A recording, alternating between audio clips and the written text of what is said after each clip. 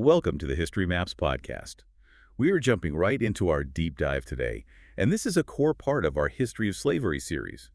We're looking specifically at the institution of slavery in colonial Spanish America. Right, and we are drawing on a really wide range of sources for this. Everything from demographic data and legal codes like the Siete Partidas to firsthand accounts from people who actually survived these systems. Yeah, and the mission here is to trace the whole evolution of this, the brutal mechanics, the legal justifications of forced labor all across the Spanish Empire. Because it didn't just start in the Americas.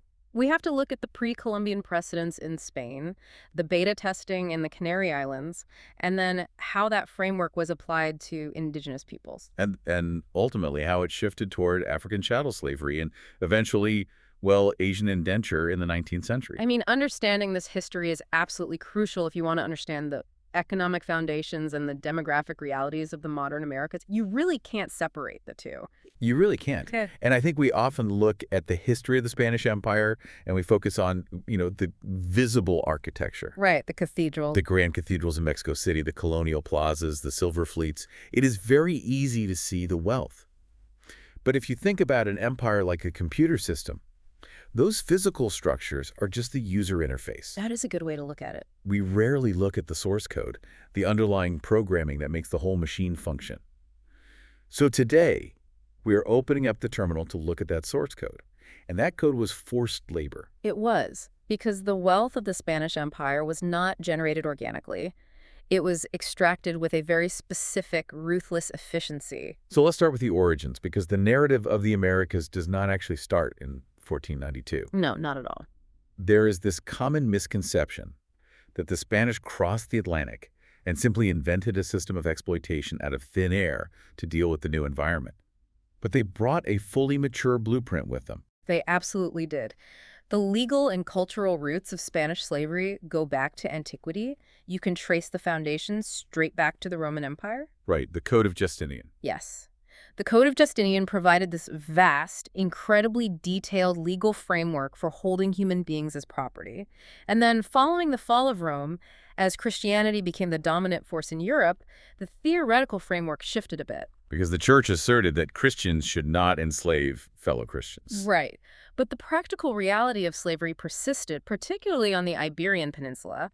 And then in the 8th century, the Islamic conquest of most of the Iberian Peninsula introduced a whole new layer of complexity. Because you have Al-Andalus, which operated under Islamic law. And Islamic law prohibited Muslims from enslaving other Muslims. But a thriving trade in non-Muslim slaves from Eastern Europe and Sub-Saharan Africa was maintained by local merchants. So society fractured into this complex web of religious and legal categories.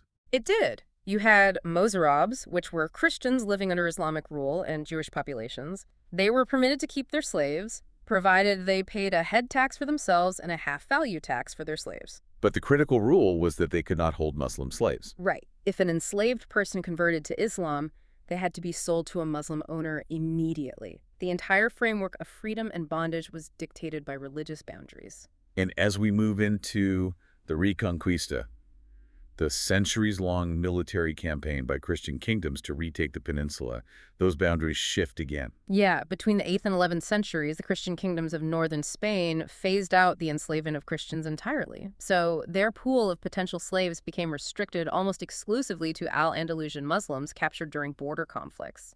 And the official justification for this was rooted in religious conversion, acculturation. That was the theory. The theory was that enslaving a Muslim captive brought them into a Christian household where they could be saved. But beneath the theology, it was an economic engine. Because of the restic system. Well, yes, resay or ransom. Muslim captives were frequently offered back to their communities in exchange for cash payments. It turns border warfare into a self-sustaining business model. You capture a town, you take captives, and instead of integrating them into your labor force, you hold them hostage for capital. It was a very pragmatic, if brutal, system.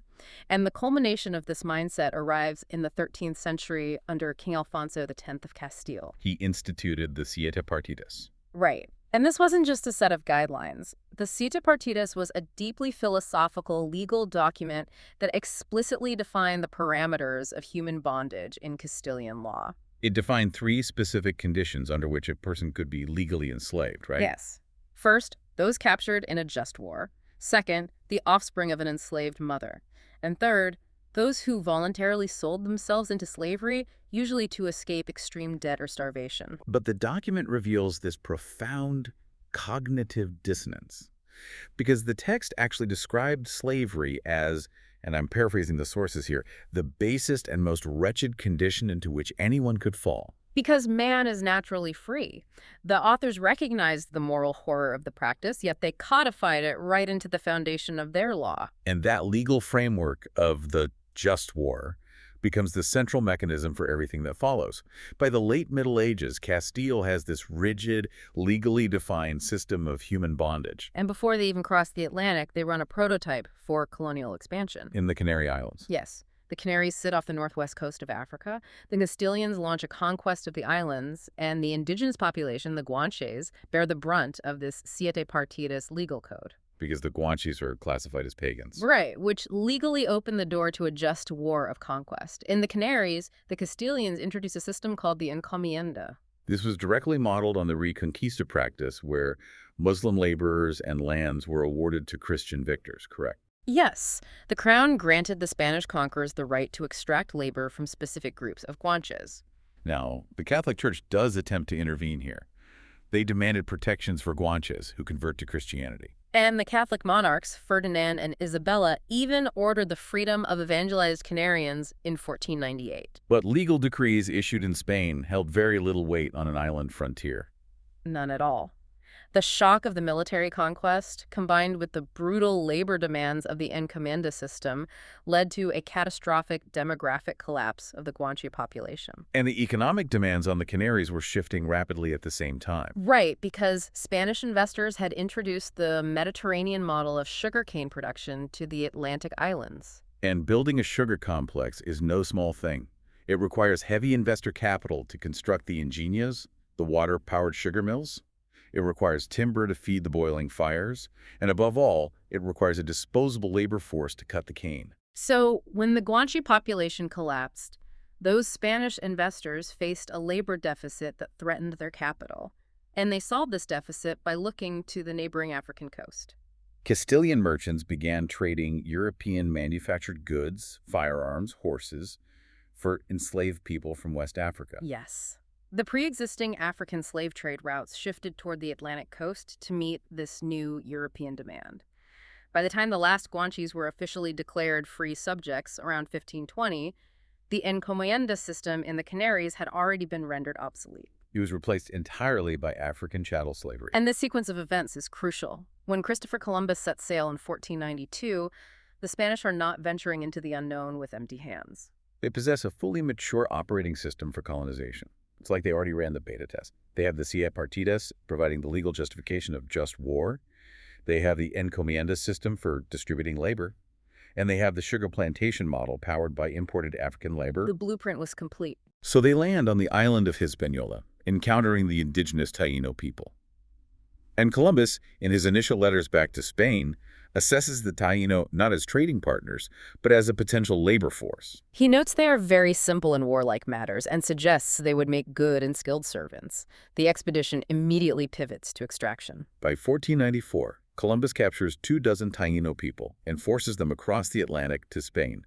He wants to prove to his investors that he has found a tangible commodity. But the true catalyst for mass enslavement occurred on Hispaniola in 1499. That is when the Spanish discovered gold in the Cordillera Central. And gold extraction in this era wasn't, deep shaft mining. No, it was placer mining. It required thousands of workers standing waist-deep in rivers, washing sediment in pans for months on end. So the Spanish mobilized the native population through that encomienda system, effectively enslaving an estimated 400,000 Taino people across the island. And the Catholic monarchs respond to this by officially forbidding the enslavement of indigenous people in 1500. Queen Isabella famously ordered the survivors Columbus had brought to Spain to be freed and returned. Okay, so this is a really important question for you. If the Crown officially forbade enslaving indigenous people in 1500, how did the colonists get away with decimating entire islands? Well, the decree of 1500 contained three very specific loopholes. The Spanish crown declared you could not enslave an indigenous person unless they were captured in a just war, unless they were purchased from other indigenous groups who had already enslaved them, or unless they belonged to groups accused of practicing cannibalism. And the colonial authorities ruthlessly exploited those legal fictions. They absolutely did. The just war clause became a blank check for violence. If a Taino cacique, a local leader, resisted Spanish demands for food tribute, or refused to send his people to the gold mines. The colonial governor simply declared them in rebellion. Right. And then the Spanish waged a just war, legally enslaved the survivors, and sent them straight to the rivers. The violence was preemptive and highly systematic. The Jaragua massacre of 1503 perfectly illustrates this tactic, right? Yes. The region of Jaragua was one of the most powerful Taino chiefdoms on the island, ruled by a female cacique named Anacaona. The Spanish governor, Nicolas de Ovando, marched into Jaragua with a heavily armed force. Under the guise of a peaceful diplomatic visit. Right. Ovando invited Anacaona and 80 of her sub-chiefs to a large wooden meeting house to celebrate a supposed treaty. Once the Taino leadership was inside, the Spanish soldiers barricaded the doors and set the building on fire. The 80 caciques were burned alive. Anacaona was dragged out and publicly hanged. And the remaining villagers were slaughtered. The survivors were rounded up, legally classified as prisoners of a just war, and enslaved. And Juan Ponce de Leon utilized the exact same tactics when he arrived in Puerto Rico in 1508, provoking local Taino tribes into conflict to justify enslaving them to build forts and pan for gold. Now, we are frequently taught that the indigenous demographic collapse in the Americas was almost entirely due to disease pathogens like smallpox and influenza that the native populations had no immunity against. But the timeline of the Caribbean completely contradicts that simplified narrative. It does. The epidemiological data in the sources shows that the first recorded smallpox outbreak in the New World did not occur until 1518. However, by 1508, 10 years prior to the pathogen's arrival, the Taino population on Hispaniola had already plummeted from 400,000 to around 60,000. That is an 80% mortality rate before the first smallpox spore even lands on the island. Which brings us to the research of historian Andres Resendez. He provides a vital analysis of this collapse. Yes, Resendez argues that the nexus of slavery, overwork, and engineered famine was the primary killer in the early Caribbean. Engineered famine. Think about it. The Spanish pulled the indigenous populations away from their complex agricultural cycles. When you force the entire adult population to wash gold in rivers for 8 months of the year, no one is planting cassava or maize. The local food supply just vanishes. Right. Malnutrition weakened the population, making them susceptible to everyday ailments. Combine a severe caloric deficit with the physical exhaustion of forced labor and the brutal discipline of the mine overseers, and the result is a catastrophic demographic drain. Resendez notes that indigenous populations could have eventually rebounded from virgin soil epidemics, much as European populations rebounded after the Black Death. But they could not rebound while being subjected to unrelenting enslavement. By the 1520s, the islands of the Northern Caribbean were functionally depopulated. And the horror of this system was not invisible to the people living through it. We don't have to rely on modern historical judgment. The moral outrage was present on the ground. It was. In 1511, a Dominican friar named Antonio de Montesinos stood before the most powerful Spanish colonists on Hispaniola, including their governor, and delivered a sermon that sparked the first modern debate on human rights. Montesinos refused to offer theological comfort to the colonists. According to the sources, he asked them directly, "Tell me, by what right of justice do you hold these Indians in such a cruel and horrible servitude? On what authority have you waged such detestable wars against these people who dealt quietly and peacefully on their own lands?" He threatened them with eternal damnation, stating they were in mortal sin for their cruelty. And that sermon sets off a chain reaction. Sitting in the pews that day was a man named Bartolomé de las Casas, who was an encomendero himself at the time. He was profiting from the forced labor of the Taino. But Montesinos' words eventually pushed Las Casas to renounce his encomienda, join the Dominican order, and dedicate the rest of his life to dismantling the system. He becomes a whistleblower for the empire. He writes accounts like A Short Account of the Destruction of the Indies, and he lobbies King Charles V directly. And these lobbying efforts by Las Casas and his allies culminated in the new laws of 1542. Yes. This was a sweeping attempt by the crown in Madrid to rein in the political and economic power of the conquistadors. The new laws expressly prohibited the enslavement of indigenous people under any circumstances, closing the just war loophole. More importantly, they attacked the encomienda system itself, dictating that encomiendas could not be passed down to heirs. Upon the death of the current holder, the labor rights would revert to the crown. You can imagine the reaction of the colonial elite. Oh, absolutely. These are men who had crossed the ocean, financed their own military expeditions, and conquered empires on the assumption that they were securing permanent aristocratic wealth for their bloodlines. And suddenly, bureaucrats in Madrid are revoking their workforce. The backlash was severe.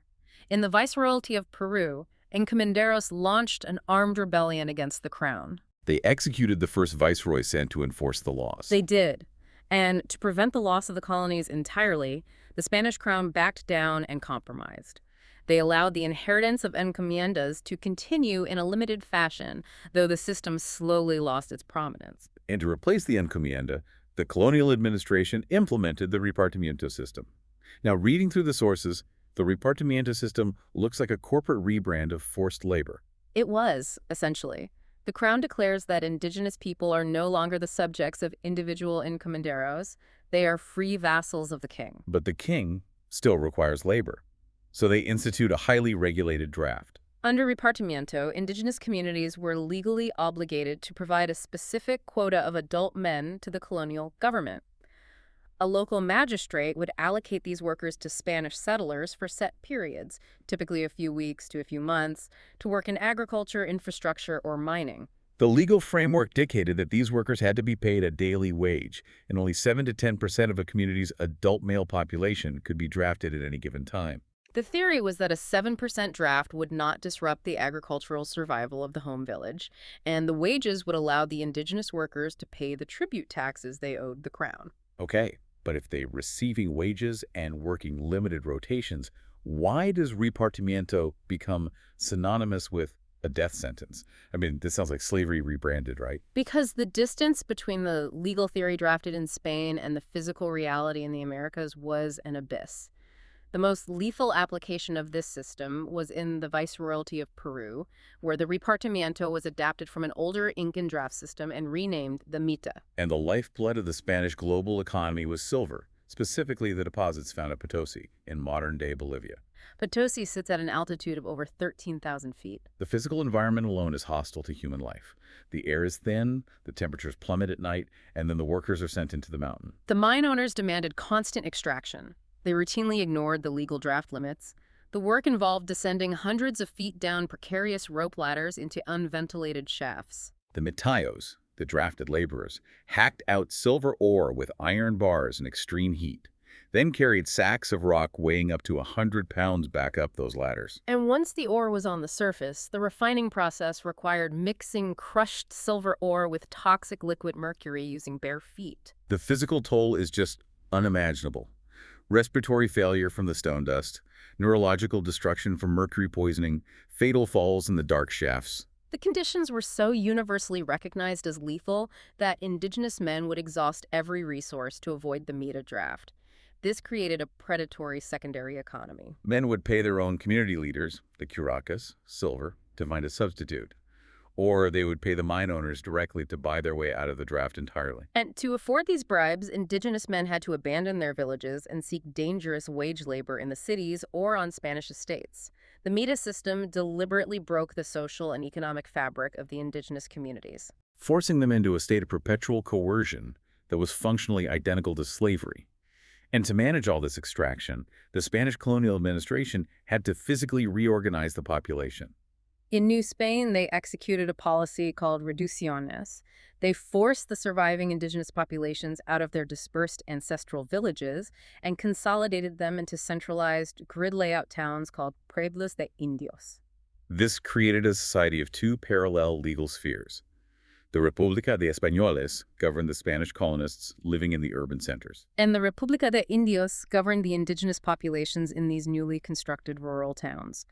The indigenous towns maintained their own local leadership and held communal land rights, as long as their laws did not contradict Catholic doctrine or Spanish legal codes. The entire purpose of this segregation was administrative efficiency. It made it far easier for the colonial magistrates to collect tribute taxes and round up the required quotas for the repartimiento drafts. The crown constructs this vast bureaucratic maze to extract labor without legally calling it slavery. But the empire is vast, and on the military frontiers, the old rules of the Siete Partidas return. Because the new laws protected peaceful subjects, but if a native group resisted Spanish authority, they were classified as rebels. And rebels could be enslaved. We see this mechanism dominate colonial Chile. The Spanish expansion south encountered the Mapuche people. The Mapuche fiercely resisted the incursions, leading to the Arauco War. Right. Between 1598 and 1604, the Mapuche launched a coordinated uprising. They destroyed 7 major Spanish settlements, killed thousands of soldiers, and took hundreds of Spanish women captive. It was a strategic disaster for the empire. So King Philip III is facing a collapsing frontier. To incentivize Spanish soldiers to continue fighting a brutal war in harsh terrain, he issues a royal decree in 1608. He explicitly lifts the ban on indigenous slavery for the region, legalizing the enslavement of any Mapuche captured in combat. This decree instantly transformed the nature of the war. It ceased to be about territorial conquest and became a commercial slave hunting operation. Spanish soldiers and settlers realized that capturing an indigenous person and selling them to the estates in central Chile or the silver mines in Peru was far more profitable than farming. They used the rebel designation as a cover to raid indigenous groups that had never fought the Spanish and lived entirely outside the conflict zone, such as the Chono people of Patagonia. Yes. By the mid-17th century, the colonial courts in Santiago were openly complaining to the crown that the war would never end because the Spanish military officers were deliberately provoking skirmishes just to harvest human captives. The frontier economy was entirely dependent on the violence, and this predatory economy of violence takes on an even more destructive form in North America. In Spanish Florida and the neighboring English colonies of the Carolinas, the introduction of European economics completely short-circuits the existing indigenous societies. We see anthropologist David Graeber analyze this transition in the sources, focusing on how the introduction of debt turned human beings into a currency. Before the Europeans arrived, indigenous groups in the American South engaged in conflict and took captives to replace lost community members or to exact revenge. They did not view human beings as commodities to be mass exported for profit. The arrival of European traders, representing the insatiable labor demands of the Caribbean plantations, altered the underlying logic of the region.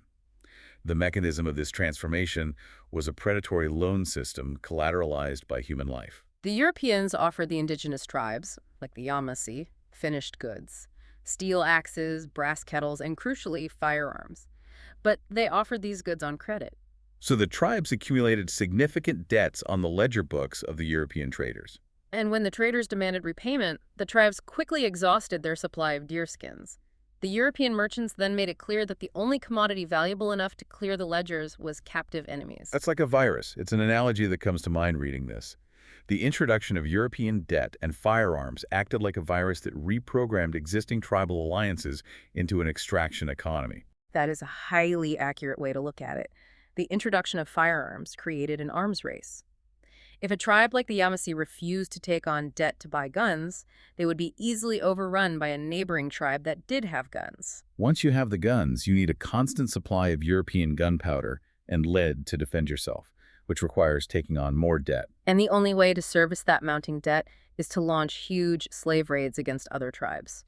You are trapped in a cycle where you must hunt your neighbors to pay the merchant to get the ammunition to prevent yourself from being hunted. This debt cycle triggered a regional apocalypse. The Yamasee and other armed groups launched devastating raids deep into the interior, shattering existing political alliances. For 50 years, the American South was a zone of total war. Entire chiefdoms were erased from the map. Tens of thousands of indigenous people were killed in the fighting, and tens of thousands more were marched to the coasts and exported as slaves to the sugar plantations of the Caribbean. Where the mortality rates ensured, they rarely survived a few years. It was a continent-wide demographic drain engineered entirely by the mathematics of debt. We have reached a critical juncture in the colonial timeline here. The indigenous populations across the Americas have plummeted due to disease, the engineered famines of the goldfields, the lethal conditions of the Mita, and the regional slaving wars. Concurrently, the Spanish crown is increasing the bureaucratic friction around exploiting the surviving native populations. So the colonial machine is facing a severe labor deficit. The solution is to shift the focus of extraction across the Atlantic to West and Central Africa. The Spanish acceleration of the transatlantic slave trade, marks a fundamental shift in the concept of human bondage. Earlier, under the Siete Partidas, slavery was a permeable state defined by religion and warfare. You could be ransomed, you could convert. But the Atlantic trade required a permanent hereditary underclass. Slavery became intrinsically tied to a hardening racial hierarchy. To justify the permanent enslavement of millions of Africans, the Spanish repurposed an existing cultural ideology called limpieza de sangre, or purity of blood. During the Spanish Inquisition, purity of blood meant proving you had no Jewish or Muslim ancestors. It was a tool to restrict access to guilds, the priesthood, and government offices. In the Americas, this concept is completely retooled. Purity of blood comes to mean having zero African ancestry. African descent became legally and socially synonymous with permanent, inherited enslavement. And the colonial legal system created a chillingly industrial vocabulary to manage this trade. Enslaved Africans were not classified as people on the shipping manifests or tax ledgers. They were designated as a pieza de Indias, a piece of the Indies. This was a standardized unit of measure. Right. A healthy adult male in his prime was considered one full piece. A child, an elderly person, or someone with a physical defect was calculated as a fraction of a piece. And the entire apparatus of moving these human units across the ocean was a highly regulated royal monopoly. The Spanish crown did not want to manage the logistics of the slave ships. Instead, they sold the exclusive rights to the trade to the highest bidder. The crown issued monopoly contracts known as the Asiento de Negros. A merchant company or foreign nation would pay the Spanish crown a huge upfront fee for the right to deliver a specific number of piezas de Indias to colonial ports like Cartagena or Veracruz over a set number of years. The crown took a tax cut on every single person unloaded from the ships. The asiento was so incredibly lucrative that it became a primary driver of European geopolitics. Nations went to war over these contracts. The War of the Spanish Succession and the War of Jenkins' Ear were heavily influenced by British, French, and Dutch attempts to wrest control of the Asiento away from their rivals. Over the course of the trade, the Spanish colonies received roughly 22% of all enslaved Africans delivered to the Americas. The ultimate destination for the vast majority of these individuals was the commercial plantation. Across the Americas, approximately 70% of enslaved people were forced to labor in the sugar complexes. To understand the physical reality of the sugar machine, we have the vital first-hand testimony of a man named Esteban Montejo. He was born into slavery in Cuba, and his experiences were recorded in a book called Biography of a Runaway Slave. Montejo's account really grounds the demographic statistics in visceral reality. The sugar plantation was a site of unrelenting physical destruction. The work began in early childhood. During the zafra, the cane harvest and processing season, the pace of the factory dictated human life. Enslaved people were forced to work 16 to 21 hours a day. 21 hours of swinging a machete in the tropical heat, hauling heavy carts of cane or feeding the crushing rollers in the boiling house, where a moment of exhaustion meant losing an arm in the machinery. And when that shift finally ended, they were not returning to homes. They were confined to structures known as barracoons. Scholars accurately describe them as sugar prisons. Montejo detailed these windowless, unventilated buildings. They were intensely hot, crowded, and steeped in unsanitary conditions. The workers were locked inside every night. After a 20-hour shift, they received perhaps 3 hours of sleep in a stifling, claustrophobic environment before the bells rang to start the next day. The psychological and physical control required to maintain that level of output necessitated extreme violence. Physical punishment wasn't an aberration. It was the standardized managerial technique. Enslaved individuals were whipped for not cutting cane fast enough. To prevent escape and to legally prove ownership if a person did manage to flee, the Spanish utilized hot iron branding. A brand was burned directly onto the forehead or shoulder. The sources outlined a very grim reality for everyone, but did the exploitation differ for men and women? It was deeply gendered, yes. Enslaved women faced a horrific dual matrix of violence. In urban centers like Havana, they might be forced to work as laundresses, domestic servants, or tavern runners, turning their wages over to their owners. But on the plantations? On the plantations, they worked the cane fields alongside the men, but they were uniquely vulnerable to reproductive violence. Montejo recounted that pregnant women were forced to continue working the fields and were routinely flogged, frequently resulting in miscarriages. Furthermore, the severe gender imbalance among European colonists in the early centuries meant that enslaved women and girls were systematically subjected to sexual abuse and forced concubinage by Spanish men. And as the 19th century approaches, the global abolitionist movement gains momentum. The British outlaw the slave trade, making it increasingly difficult and expensive for Cuban planters to import newly captured Africans. So the planters respond to this supply shock by treating their existing workforce as livestock. The plantation owners turned to calculated forced reproduction. They sought to breed their own captive workforce. Monteo detailed the horrific practice where overseers would select large-built men and healthy women, force them into the barracoons, and demand they reproduce to create breed stock. The children resulting from this forced breeding were assessed a monetary value at birth, often around 500 pesos. If the plantation owner decided he did not want to keep the children, the family was immediately separated, the children sold off, and the mother sent back to the cane fields. Because of the widespread sexual exploitation of enslaved women by Spanish owners and the complex social strata that developed over centuries, places like Cuba begin to look very different demographically from the British colonies in North America. Yes, the boundaries between freedom and bondage were slightly more porous. Spanish men who fathered children with enslaved women occasionally chose to manumit or officially free the mothers and their children. Over generations, this resulted in a rapidly growing population of mixed-race individuals and free people of color. By the later years of the colonial period, freedmen constituted roughly 20% of the total Cuban population. The Spanish crown in Madrid looks at this powder keg of violence in the Caribbean and attempts to regulate the behavior of the plantation owners, much like they tried to regulate the encomenderos with the new laws centuries prior. In 1789, they issue El Código Negro, the Spanish Black Code. The Código Negro was an attempt to rationalize the system. The Crown dictated minimum requirements for food and clothing. They attempted to limit the workday, stating labor must only occur between sunrise and sunset.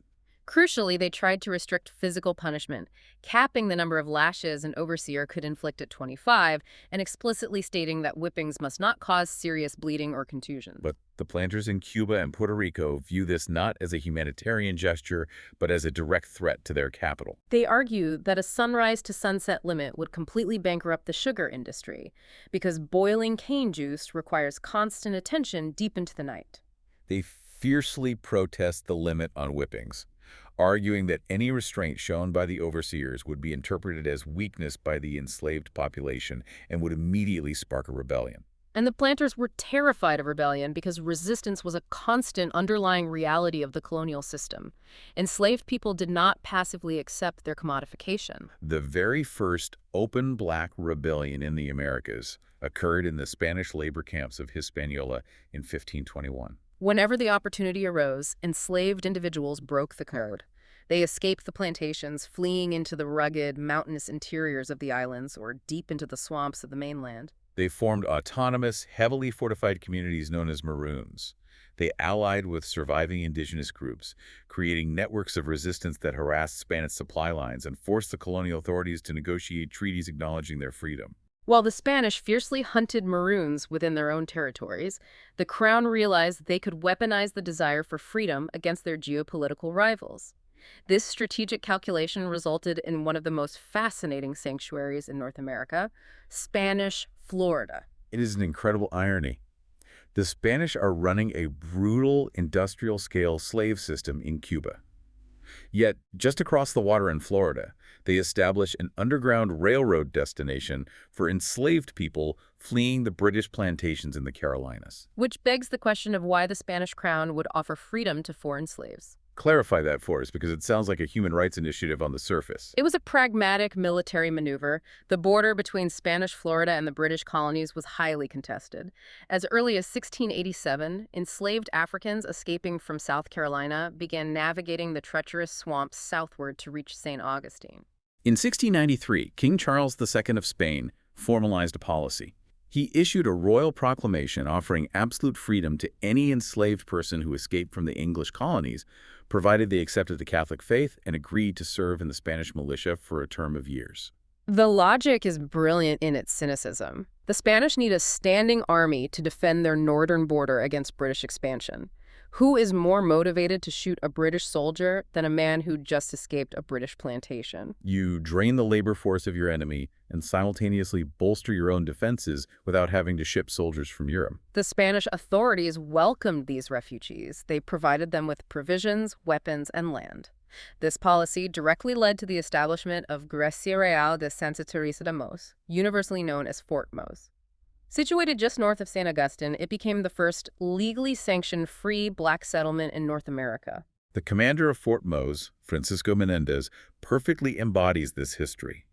Menendez was a Mandinka man who had been enslaved in West Africa, survived the Middle Passage, and was sold into the brutal rice plantations of South Carolina. He managed to escape, survived the wilderness journey to Florida, converted to Catholicism, and earned his freedom. By 1726, he was commanding the Free Black Militia Company at Fort Mos, serving as the vanguard of the Spanish defense line.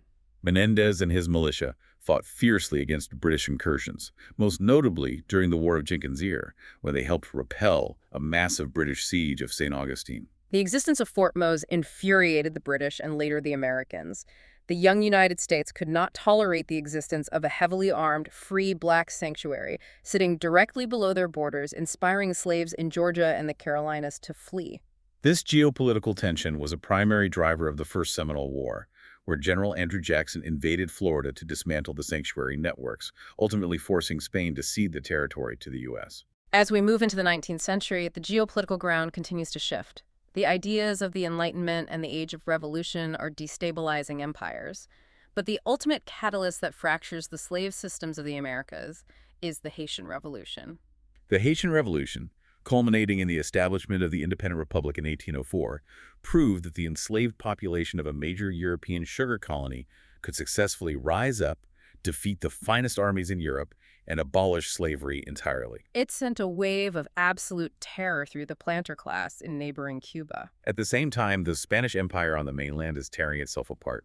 The Spanish-American Wars of Independence sweep across Mexico and South America, and the revolutionary leaders use abolition as both a moral weapon and a practical military strategy to recruit soldiers. In 1810, Miguel Hidalgo issues a decree completely abolishing slavery in Mexico. Simón Bolívar declares the abolition of slavery in the territories his armies liberate across the Andes. The newly formed republics, like Argentina, institute the freedom of wombs, decreeing that any child born to an enslaved mother is legally free. Spain lost its vast continental empire, but it tightened its grip on its most profitable remaining assets, the islands of Cuba and Puerto Rico. As the British abolished slavery in 1833, the global supply of sugar dropped. The Cuban planters saw an opportunity to dominate the world market.